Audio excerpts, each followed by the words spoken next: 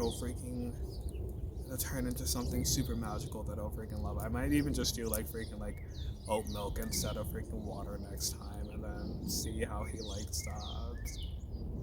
Because yeah, that freaking over waterly flow really messed up the first freaking batch of it. And then with it being with having so much asparagus in there, he was really just like, oh, I just don't really know.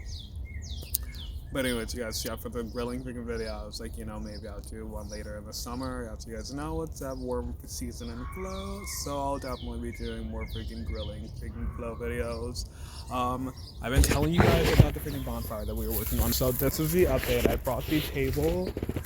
Okay, so we had it sitting over here next to the grill, and I was like, alright, so I'm just gonna. It looked cute in this area actually, but I was like, with it starting to get to the warmer season and stuff, I'm gonna start setting the backyard up. So we've got our two other chairs over there that go to the table set, but the cushions are still dirty. So I'm gonna clean the cushions and then finish cleaning the chairs off because that one has like brush on the freaking seat, and then bring those over and add those to the table. But I wanted the table to be pushed back a tad more. That way, when the lawn care team comes through, they don't have to freaking deal with the table being like right there in the middle and then have to move it every time.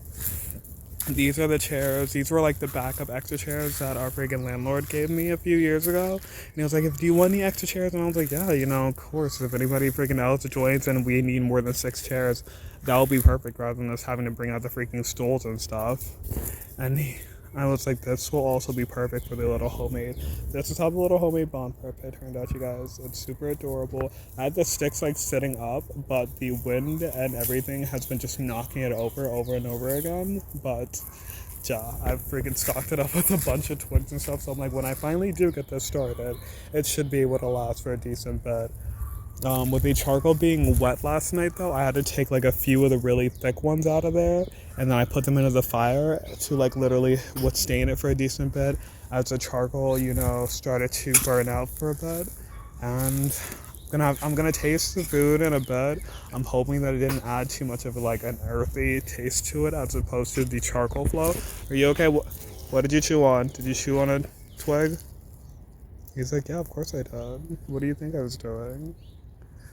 But yeah, that ended up being my saving grace with the charcoal being freaking damp. I'm gonna have to grab like a new bag and then keep those as just like backups. I can probably put those like on the bottom sets and then put a fresh batch of charcoal on top. That would eventually like dry out the other sets while cooking, and then those would be like the final portions of it. But it's gonna be like a trial and error flow.